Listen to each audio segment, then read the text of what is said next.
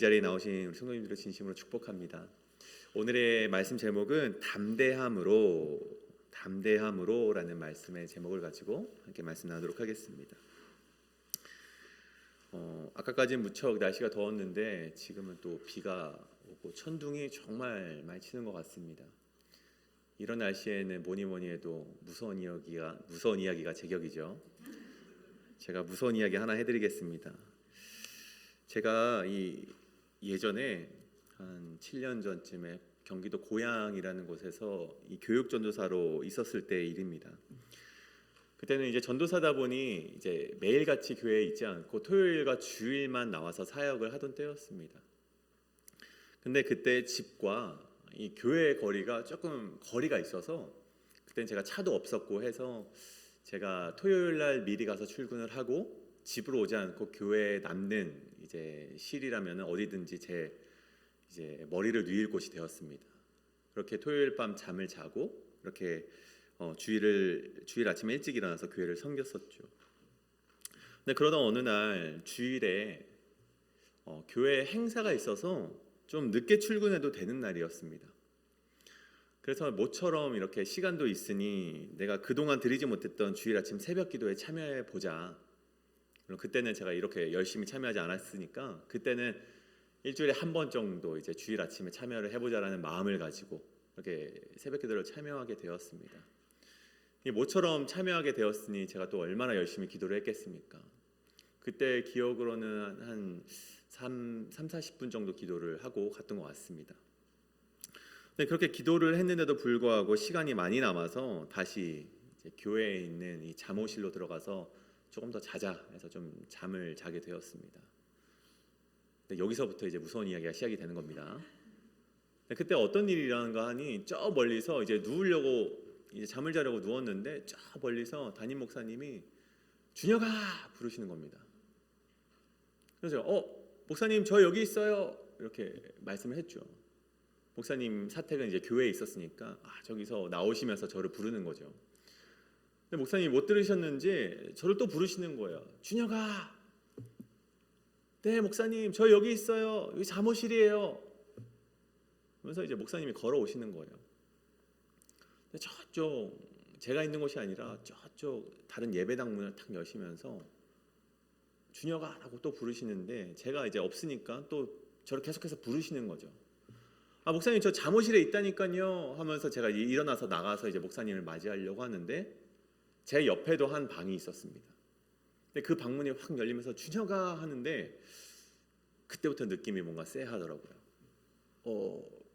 뭐지 왜 내가 그렇게 소리치는데도 왜 못 들으시고 이상한 데를 여시지? 그때부터 참 무서워서 제가 전도사였지만 이불을 뒤집어 썼습니다. 뒤집어 쓰고 너무 무서워가지고 가만히 있는데 제 앞에 잠옷실 앞에 문을 두들기시면서 준혁아 라고 외치시는 거예요. 제가 뭔가 이상한 것 같아서 문을 열지 않고 있었습니다. 근데 한참이 지나도 들어오시지 않는 거예요. 그래서 제가 계속 있을 수는 없잖아요. 그래서 문을 열고 나가니까 아무도 없더라고요. 좀 무서우신가요? 이야기가 끝입니다. 허무하죠. 근데 저는요 굉장히 무서웠습니다. 나중에 이제 목사님께 가서 목사님 저 왜 찾으셨어요? 그랬더니 목사님은 나오신 적이 없다고 합니다. 저는요 물론 그때 이후로 제가 그 지하실이었는데 지하실에서 잠을 안 자게 되었습니다. 근데 제가 왜 이런 얘기를 하는가 하면 제가 모처럼 기도를 드린 날 그러한 일이 일어났다는 것이죠. 모처럼 방언으로 30-40분 동안 열심히 부르짖으며 기도한 날 그런 일이 일어났다는 것입니다. 우리가 하나님께로 가까이 가고자 하면요 혹은 성령님의 임재를 간절히 사모하는 순간으로 나아가면요 우리가 그렇게 하지 못하도록 강하게 반대가 일어난다는 것입니다. 제가 이 말씀 드리려고 이렇게 긴 무서운 얘기 해드린 겁니다. 베드로가 나면서 못 걷게 되는 일을 일으키자 성령님의 역사가 아주 강하게 일어나기 시작합니다. 그때 120명이나 되는 성도였지만 갑자기 5,000명이나 되는 부흥이 일어나게 됩니다. 성령님이 강하게 임하시니 그러한 역사가 일어나게 되죠. 근데 반대로 사도들을 향한 박해와 핍박도 강하게 나타났다는 것입니다. 부흥만 일어난 것이 아니라 핍박도 함께 일어났다는 것이죠. 근데 이러한 핍박은요, 베드로를 무너지게 하거나 넘어지게 하거나 그랬던 것이 아니라 오히려 말씀을 보면요, 교회를 성장시키게 하는 디딤돌이 되었다는 것입니다. 우리는 이것을 깨달아야 된다는 것이죠. 저는요, 우리 교회 성도님들께서 성령님의 이끌림 받으시는 성도님 되시길 모두 다 그런 성도님 되시길 간절히 축복합니다. 근데 그렇게 결단하시면요, 우리에게 반드시 찾아오는 것이 있습니다. 무엇일까요? 예전에는요, 옥에 가두고 잡아 죽이고 이 그리스도인들을 향한 손가락질이 이들에게 오는 고난이었다면, 이 시대에는요, 성령님께 이끌림 받고자 하는 이들에게 또 다른 종류의 핍박이 주어진다는 것입니다. 무슨 핍박입니까? 사람들의 수군거림과 그로 인한 두려운 마음이 이 시대에 우리에게 주어지는 고난이라는 것입니다. 성령님의 이끌림 받지 못하도록 그렇게 주어지는 두려운 마음들이죠. 저는요, 오늘 우리가 함께 말씀을 나누고 나서 이 교회 밖을 나설 때요, 이러한 것들에 무너지며 쓰러지는 신앙인이 아니라 비록 핍박과 고난과 두려움이 있지만 이 두려움 가운데 딛고 일어서서 꿋꿋이 성령님의 인도받으시는 우리 성도님 되시길 간절히 축복합니다. 오늘 우리가 나눌 말씀이 바로 이것입니다. 오늘 우리가 함께 말씀 나눌 때 이 성령에 이끌려 살아갔던 베드로와 요한이 어떠한 고난과 핍박을 받았는지 함께 나눌 것이고요. 또 이들은 이 핍박과 고난을 어떻게 이겨냈는지 함께 살펴볼 때 이 시대를 살아가며 우리도 그 모습을 본받아서 살아가실 수 있는 우리 성도님 되시길 간절히 축복합니다. 첫째로, 성령님의 이끌림을 받는 자에게는 멈춰 세우려는 움직임이 있다는 것입니다. 다시 한번요. 성령님의 이끌림을 받는 자에게는 멈춰 세우려는 움직임이 있다는 것입니다. 오늘 말씀이 아니라 이 누가복음 말씀을 잠시 우리가 나눌 텐데요. 예수님이 돌아가시기 전에 이 베드로를 향해서 한 가지 예언을 하셨습니다. 그것이 바로 이 누가복음 22장 31절의 말씀인데, 이런 말씀이 있습니다. 시몬아 시몬아 보라, 사탄이 너를 밀 까부르듯 하려고 요구하였으나, 라는 말이 있습니다. 이 밀 까부르듯이라는 말이 뭔가 제가 좀 더 살펴봤는데요, 이 헬라어로 시니아조라고 적혀있는 이 단어는 채를 치다라는 단어더라고요. 저는 채를 쳐본 적이 없는데 우리 성도님들께서는 쳐보신 적이 있는지 모르겠습니다. 이 채를 치는 것의 목적이 혹시 뭔지 아십니까? 다 안 쳐보셨나 봐요. 쳐보신 분 한 분 계십니다. 또 쳐보신 분 계신가요? 그러면 저랑 같은 세대라고 제가 생각하겠습니다. 이 채를 친다는 것은요, 우리 말씀대로 알곡과 쭉정이를 구분해내는 작업이라고 합니다. 제가 찾아보니까 이것을 채를 이렇게 탁탁 치면요, 이 껍질들은 다 날아가고 알곡만 남는 것이죠. 그런데 이 채를 치는 것 자체는요, 알곡과 쭉정이 모두에게 이 큰 시련으로 다가오게 된다는 것입니다. 왜냐하면 알곡도 이 채를 치는 동안 얼마나 힘들겠습니까? 쭉정이에게도 이 채를 치는 동안에는 둘 다에게 동일하게 시련과 고난으로 다가온다는 것이죠. 근데 사탄이 원하는 것은 무엇인가 하니, 우리에게 이 채치듯 주어지는 시련 가운데 쭉정이와 같이 떨어져 나가길 사탄은 바라고 있다는 것입니다. 근데 32절에요. 오늘 이 31절, 시므나 시므나 보라, 사탄이 너를 밀가부르듯 하려고 요구하였으나, 그리고 32절에 이어서 예수님께서 베드로에게 이런 말씀을 하십니다. 그러나 내가 너를 위하여 내 믿음이 떨어지지 않기를 기도하였노니 너는 돌이킨 후에 내 형제를 굳게 하라. 아멘. 무슨 말씀입니까? 예수님께서 베드로를 위해서 그런 시련 가운데에도 떨어지지 않도록 중보하겠다라는 기도를 예수님께서 하시겠다고 베드로에게 말씀하시는 것입니다. 얼마나 은혜의 말씀입니까? 근데 돌아와서 오늘 말씀이 바로 그 말씀입니다. 베드로에게는요, 오늘 예수님께서 예언하셨듯 그런 일들이 일어나고 있습니다. 보십시오. 베드로가 성전 미문 앞에서 나면서부터 못 걷게 된 일을 고칩니다. 또 예수의 이름으로 말씀을 굳게 전하며 나아갑니다. 근데 그렇게 이끌림 받는 자로 살아가는 베드로였지만 여전히 사탄의 밀가부르듯한 일이 여전히 계속되고 있다는 것이죠. 베드로가 쓰러지길 바라는 사탄의 계획이 여전히 계속되고 있음을 우리가 말씀을 통해서 볼 수 있습니다. 그 베드로를 향한 그 핍박에는요, 네 가지 모습으로 나타납니다. 오늘 말씀 가운데 네 가지 모습은 어떤 것인가 하니, 첫째는 13절에 그들을 본래 학문 없는 범인으로 알았다라고 기록합니다. 이것이 무슨 핍박인가 하니, 이 당시 랍비들은요, 학교에서 전문적으로 교육을 받아야만 성경을 가르칠 수가 있었습니다.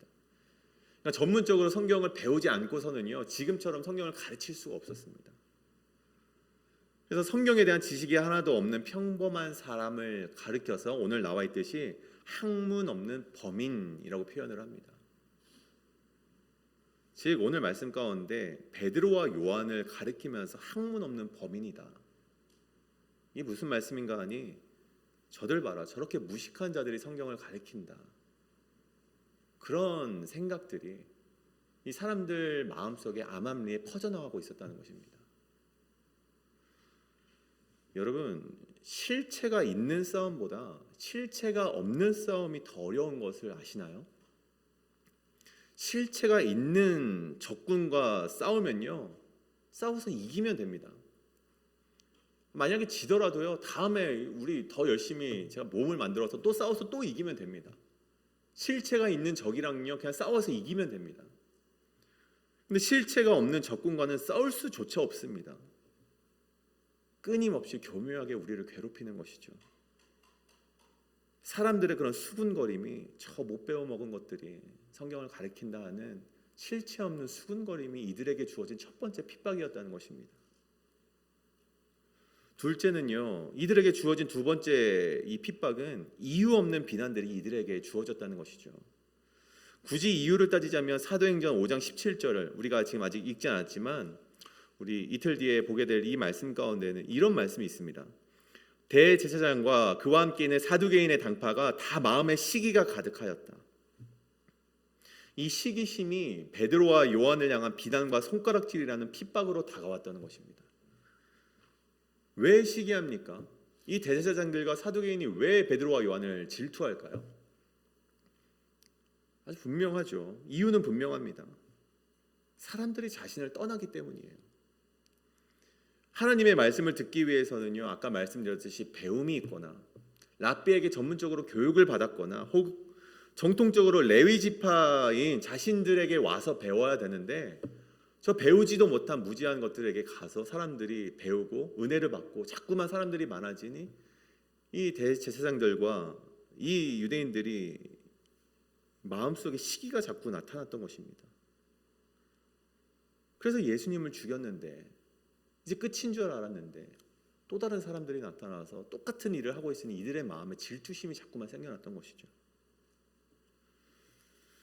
여러분, 그래서요, 우리 가운데 주어지는 비난과 손가락질이 혹 있으시다면 여러분의 잘못이라고 생각하시면 안 됩니다. 여러분을 향한 모든 손가락질에 여러분이 상처받으실 필요가 없다는 거예요. 물론 여러분의 잘못에 의한 비난이, 손가락질이 있을 수는 있겠죠. 하지만 그것은 이미 여러분들이 다 아실 거라고 생각을 합니다. 그것을 인정하느냐 인정하지 않느냐의 차이지, 여러분들을 향한, 여러분의 잘못을 향한 비난은 여러분이 이미 알고 있기 때문에 크게 상처가 되지 않습니다. 하지만 그리스도의 복음을 전하는 일에 있어서만큼은 여러분의 잘못이 아니라는 것입니다. 여러분이 그리스도의 복음을 전할 때 누군가가 손가락질을 한다면 여러분의 잘못이 아니라 손가락질하는 그 대상에게, 그 손가락질하는 그 사람에게 문제가 있다는 것입니다. 베드로와 요한에게 주어진 두 번째 핍박, 바로 이유 없는 비난, 이유 없는 손가락질이었다는 것이죠. 셋째로 이 베드로와 요한에게 주어진 고난과 핍박은 무엇이었는가?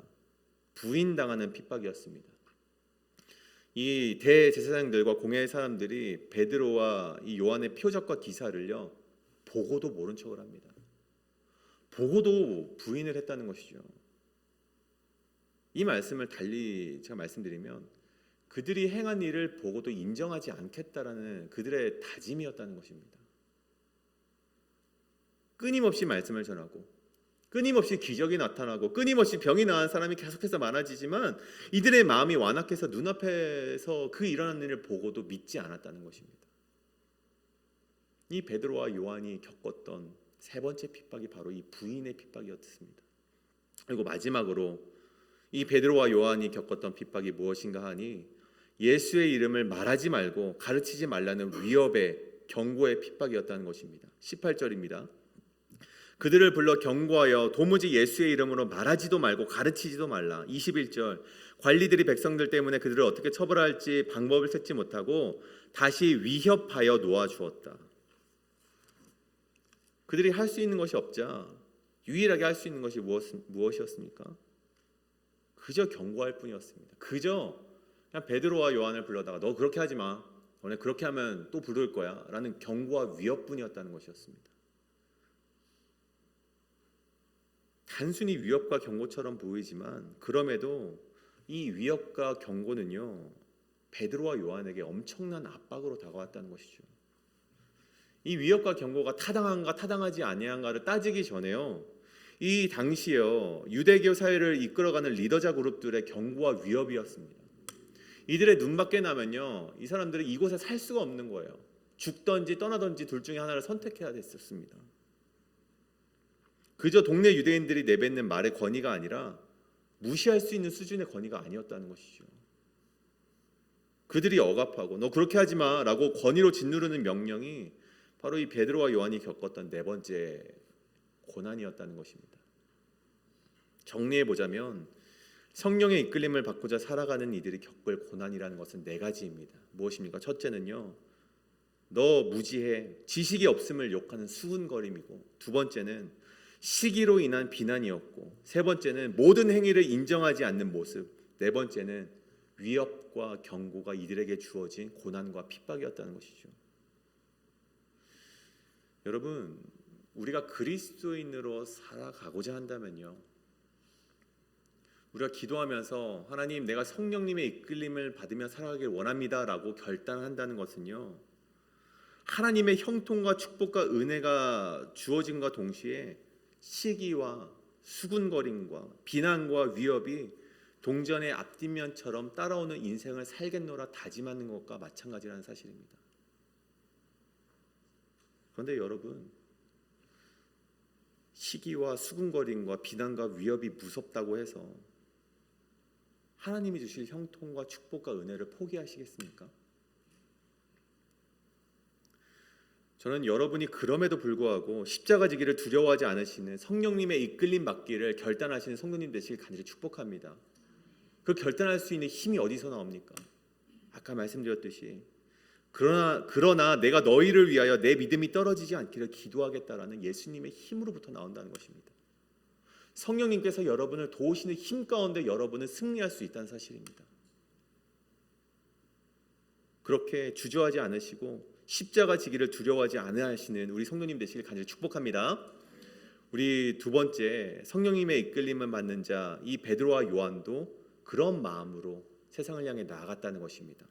두 번째로, 성령님의 이끌림을 받는 자, 그럼에도 담대함으로 걸어가기 때문에 가능하다입니다.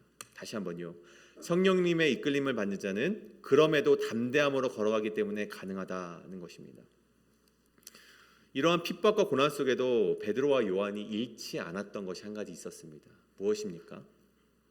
성령님이 이끌어 가신다는 중심을 잃지 않았다는 것입니다. 제가 제 이야기를 한 가지 더 하는 것을 용서해 주시기 바랍니다. 제가 한국에서 이 청소년부 수련회를 숲속 오지로 떠난 적이 있습니다. 강원도에 있는 고성이라는 지역이었는데 굉장히 이 시골 오지였습니다. 가로등도 거의 없는 지역이었죠. 보통 이 수련회라고 하면요, 저녁에 말씀 집회를 하죠. 사경회를 하고 또 마지막에는 항상 하는 것이 밖으로 나와 캠프파이어를 합니다. 뭐 다들 경험해 보셨을 거라 생각을 합니다. 근데 제가 몇 번 그런 걸 경험해 보다 보니까 아이들도 이러한 수순을 다 알고 있겠구나 싶어서 제가 또 하나 좋은 프로그램을 준비해 보자 해서 이 달빛 산책이라는 정말 거창한 이름을 만들어서 이 밤에 산책을 하는 프로그램을 하나 만들었습니다. 이 달빛에 의존한 채 숲길을 걷고 오는 프로그램이었죠. 낮에 제가 그 길을 탐방을 하기 위해 산책을 했습니다. 이 숲속으로 들어가는 길인데 위험하지는 않고 이렇게 쭉 돌 수 있는 산책의 길이었습니다. 근데 낮에는 괜찮았는데 이 밤이 되니까 어떻습니까? 이 가로등이 없어서 굉장히 깜깜한 거예요. 제게 랜턴이 하나 있었는데 도움이 전혀 되지를 않았습니다. 심지어 숲속이라 안개까지 꼈으니요, 분위기가요 아주 무서운 얘기, 두 번째 이야기를 또 해야 될 그런 분위기가 연출이 되었습니다. 근데 제가 거기서 나 너무 무서운데 우리 가지 말까를 어떻게 그렇게 말하겠습니까? 열심히 우리 또 설교까지 하고 아이들이 은혜를 받도록 기도회까지 했는데 그제 와서 내가 무섭다고 못 가면 안 되지 않습니까? 걷기는 걸어야겠죠. 그래서 저의 뒤를 졸졸 따라오는 아이들에게 걱정 마, 전도사님이 있으니까 무서워하지 마 하고 제가 앞장서서 걸어 나갔습니다. 근데 제 마음은 미치겠는 거예요. 이거 어떻게 하면 좋지? 너무 무서운 거죠. 근데 너무 어두워서 죄송합니다. 제가 이런 말 해서 죄송해요. 죽은 사람이 앞에 나와도 이상하지 않을 것 같은 정말 칠흑 같은 어둠이 앞에 있는 거예요. 제 인생에서 그렇게 간절함으로 기도하며 걸었던 것이 그 군대 행군 이후에 처음이었던 것 같습니다. 정말 어찌나 어두운지 어찌저찌해서 그렇게 걸어가면서 기도하면서 걸어갔다 왔는데 전 너무 무서웠잖아요. 그래서 아이들에게 물어봤어요. 너희 무서웠지? 라고 물어보니까 아이들이 어떻게 대답합니까? 재밌었다는 거예요. 무섭지 않았다는 거예요. 아이들이 저보다 겁이 없어서 그런 말을 했을까요? 아니죠. 여러분, 제가 앞서서 걸으니까 아이들은 즐길 수 있었다는 것입니다. 제가 먼저 앞서서 두렵지만 먼저 앞서서 걸어나가니 아이들은 그저 따라오면 됐던 거예요. 여러분, 이끌림 받는 삶이란 무엇입니까? 로마서 8장 14절에 이런 말씀이 있습니다. 무릇 하나님의 영으로 인도함을 받는 사람은 곧 하나님의 아들이라. 어디를 걸어가든지 무엇을 하든지 내가 먼저 하는 것이 아니라 성령님께서 인도하는 대로 걸어가는 삶이 바로 성령님께 이끌림 받는 삶이라는 것입니다. 그러한 삶을 사는 사람들에게는요, 무서울 것이 없습니다. 왜요? 오늘 말씀드렸듯이 성령님께서 앞서 걸어가시는데 우리는 따라 걸으면 되기 때문입니다. 내가 무슨 말을 해야 되는지 알 수 없을 때 누가복음 12장에 이런 말씀을 하십니다. 마땅히 할 말을 성령이 너에게 가르치시겠다. 나는 무지하지만 요한복음 14장에 보면요, 성령님께서 너희에게 모든 것을 가르치시고 모든 것을 생각나게 하실 것이다 라고 기록이 되어 있다는 것입니다. 그런 사람 마음에 담대함이 생기지 말라 해도 생길 수 없는 것이 바로 성령님이 내주하실 때 생기는 담대함이라는 것입니다. 찬송가에도 이런 가사가 있잖아요. 어디를 가든지 겁없네, 어디든지 예수와 함께 가려네. 제가 부르려고 했는데요, 못 부르겠네요. 제가 헷갈려서 못 부르겠습니다. 어디를 가든지 겁낼 것 없네. 왜요? 어디든지 예수님이 함께 가시기 때문에 두려울 것이 없다는 것입니다. 오늘 말씀 13절을 보십시오. 베드로와 요한이 담대하게 말하는 것을 보며 이상하게 여기더라. 성령님이 베드로와 요한 가운데 함께 계시니 걱정할 게 없는 것이죠. 왜요? 할 말도 대신해 주시죠. 몰라도 알려주시죠. 까먹어도 생각나게 해주시죠. 후에 5장에 보면 옥에 갇혀도 열어주시고 담대할 수밖에 없는 그 중심이 베드로와 요한 가운데 있었다는 것입니다. 결국 그 담대함이 앞서 말한 방해 세력의 핍박을 모두 이겨냈다는 것입니다. 14절에 보십시오. 비난하고자 하나 비난할 말이 없고, 16절에 부인하고자 하나 부인할 수 없고, 19절에 위협과 경고를 하나 베드로가 이렇게 말을 합니다. 하나님 앞에서 너희 말을 듣는 것이 하나님의 말씀을 듣는 것보다 옳은가 너희가 판단하라. 우리는 보고 들은 것을 말하지 아니할 수가 없다. 여러분, 이 담대함이 어디서 옵니까? 에베소서 3장 12절에서 바울이 이렇게 말을 합니다. 우리가 그 안에서 그를 믿음으로 말미암아 담대함과 확신을 가지고 하나님께 나아감을 얻었느니라. 아멘. 이 당시요, 하나님께 나아간다는 것은요, 굉장히 두려운 일이었습니다. 아니, 있을 수 없는 일이었죠. 왜냐하면 거룩하신 하나님을 독대하는 인간이 맞이할 결과는요, 죽음밖에 없었습니다. 그런데 여기서 바울이 뭐라고 얘기하냐면 담대함과 확신을 가지고 하나님께 나아감을 얻었다고 말을 합니다. 이 담대함이라는 단어를 헬라어로 보면 파르레시안이라는 단어가 사용되어 있습니다. 이 파르레시안이라는 단어는요, 두 가지 의미가 있습니다. 첫 번째는요, 모든 것을 말할 수 있는 자유, 이것이 담대함이고, 두 번째는 두려움이나 부끄러움이 없는 확신을 가리켜서 이 담대함이라고 기록이 되어 있더라고요. 근데 이 담대함이 어디로부터 오는가? 12절 앞절 보면 그를 믿는 믿음으로 말미암아 담대함과 확신을 가질 수 있다라고 되어 있습니다. 그를 믿는 믿음 무엇입니까? 예수 그리스도를 믿는 믿음으로부터 우리에게 담대함과 확신이 주어진다는 것입니다. 그렇게 하나님께로 나아갈 수 있는 인간이라면 세상을 향해도 나아갈 수 있다는 것입니다. 저는 오늘 이곳에 모인 우리 모든 성도님들께서 이 담대함을 가지시고 하나님께로도 나아가시고 세상을 향해도 나아가실 수 있길 간절히 소원합니다. 여러분, 나를 믿는 담대함이 아닙니다.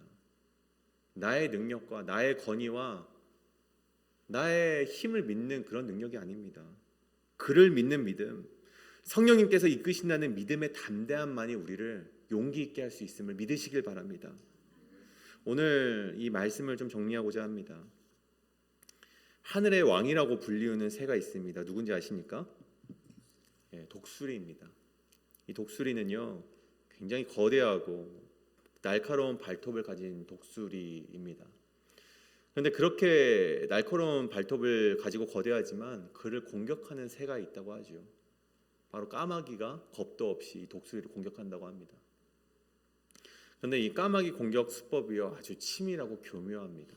어떻게 공격하냐면 이 까마귀의 피지컬이 독수리보다 작지 않습니까? 되게 약하지 않습니까? 그래서 까마귀는 독수리 등 뒤에 올라타서 그 부리로 독수리의 목을 계속해서 쫀다고 합니다. 계속해서 쪼는 것이죠. 그럼 독수리가 공격을 할 수 없지 않겠습니까? 등 뒤를 어떻게 공격할 수 없잖아요. 대놓고 앞에서 싸우면 분명 독수리가 물 보듯 이길 텐데 그렇지 않습니다. 까마귀는요, 교묘하게 이 독수리를 공격한다고 합니다. 그때 독수리 비행에 굉장히 방해가 되겠죠. 근데 그때 독수리가 하는 단 한 가지의 행동이 있다고 합니다. 그 행동이란 등 뒤에 까마귀의 신경을 쓰지 않고 굉장히 높은 곳으로 올라간다고 합니다. 그렇게 올라가면 어떻게 됩니까? 까마귀가 그 높은 곳에 원래는 올라갈 수 없는 새니 기절을 하고 땅으로 떨어진다고 합니다. 여러분, 우리 주변에 얼마나 까마귀 같은 인간들이 많습니까? 우리 주변에 얼마나 우리를 멈춰서게 하고 신경 쓰이게 만드는 그런 까마귀와 같은 상황들이 얼마나 많이 존재합니까? 그때 우리들이 그들과 싸우느라 내 정신, 내 시간 다 빼앗기고 있다면 하나님께서 얼마나 우리를 보면 속상해 하실까요? 하나님께서는요, 우리들을 향해서 이렇게 기록을 해놓으셨더라고요. 이사야 40장 31절에 이렇게 기록되어 있습니다. 오직 여호와를 앙망하는 자는 새 힘을 얻으리니 독수리의 날개치며 올라감 같을 것이요 다른 박질하여도 곤비치 아니하겠고 걸어가도 피곤치 아니하리로다. 아멘. 여러분, 여호와를 앙망하다가 무슨 뜻입니까? 히브리어로 보면 기대하다, 바라다, 소망하다라는 뜻을 가집니다. 근데 제가 이 앙망하다를 한문으로 찾아보니까 이런 뜻이더라고요. 우러러 하늘을 바라보다. 여러분, 저는 우리 성도님들께서 여러 핍박과 고난과 비웃음이 그 인생 가운데 가득할지라도 오직 여호와 하나님만을 우러러 바라보실 수 있는 성도님 되시길 간절히 축복합니다. 여전히 우리 주변에는요, 우리를 공격하고 우리를 넘어뜨리려는 세력들이 여전히 존재하지만 신경 쓰지 마십시오. 사도행전 5장에 보면 옥에 갇혀 있다 하는데 하나님께서 다 열어주시는 은혜가 여러분 가운데 있을 줄 믿습니다. 걱정하지 마십시오. 담대하십시오. 그러면 여러분을 위해 중보하시는 그리스도께서 여러분을 승리하게 하실 것입니다. 오늘 그 믿음 가운데 저 세상으로 향해 다시 나아가실 때 하나님을 믿는 믿음으로 성령님께 이끌림을 받으시는 그 담대함으로 세상 가운데 승리하시는 성도님 되시길 간절히 축복합니다. 이 시간 우리 오소서 진리의 성령님 우리 함께 찬송하도록 하시겠습니다.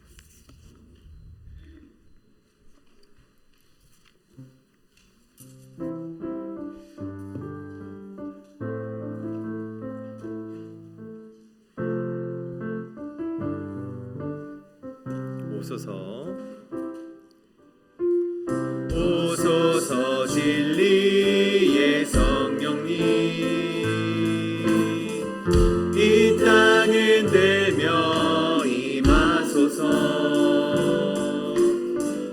거짓과 탐욕 죄악에 무너진 우리 가슴 정케 하소서. 오소서 은혜의 성령님 오소서 은혜의 성령님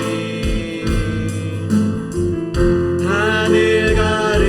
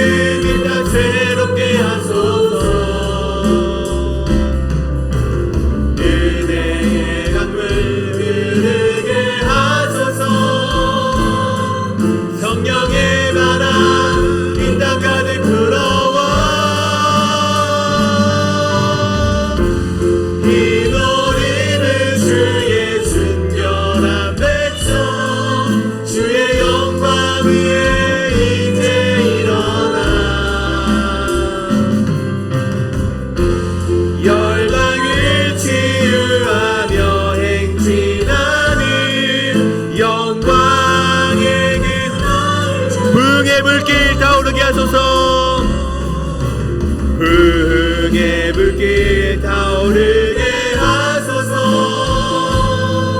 진리의 말씀 이 땅 새롭게 하소서. 주의 강물 흐르게 하소서. 성령의 바람 이 땅 가득 불어와 기도님을 주의 순결한 백성 주의 영광 위에 이제 일어나 열방을 치유하며 행진하는 영광의 그날을 주소서. 이 시간 우리 말씀을 놓고 함께 기도하기 원합니다. 주님, 우리가 세상에 주는 고난과 핍박에 굴하지 않고 성경의 인도함 받아 담대하게 걸어가는 성도 되게 하여 주시옵소서. 독수리가 날개치며 올라간 같이 오직 주님만을 바라보며 주님만을 앙망하며 날아가는 성도 되게 하여 주시옵소서라고 이제 우리 통성으로 함께 기도하며 나가시겠습니다. 기도합니다. 주여 아버지, 우리가 기도하며 나아갑니다. 주여 아버지여, 우리가 세상에 주는 고난과 핍박에 굴하지 않고 성령님의 인도함 받아 담대하게 걸어나가는 성도 되게 하여 주시옵소서. 독수리가 날개치며 올라간 같이 주님을 앙망하며 날아가는 성도 되게 하여 주시옵소서. 주여 아버지, 우리 가운데 우리에게 주어지는 놀라운 까마귀와 같은 인간들이 너무나도 많이 있습니다.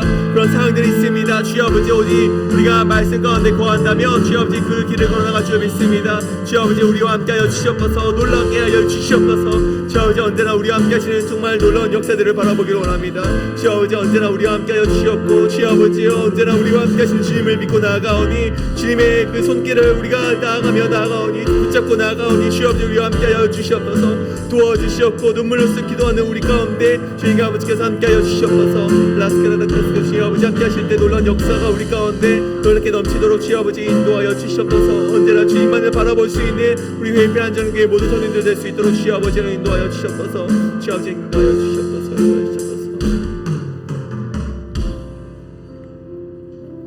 우리 또 한번 기도하길 원합니다. 우리 육신의 연약함 가운데 있는 자들을 위해서 함께 기도하길 원합니다. 우리 가장 먼저 로빈슨 라멘, 우리 김영순 장로님 남편 되시는 우리 부군 되시는 우리 로빈슨 라멘이 우리 탈장 수술을 계속해서 이 연기가 되어서 지금 바깥에 병원과 접촉을 하고 있다고 합니다. 우리 하루빨리 좋은 의사 선생님을 만나서 우리가 치료를 받고 정말 그 회복된 몸으로 하나님께 영광을 돌릴 수 있는 일을 일어날 수 있도록 함께 기도해 주시길 원합니다.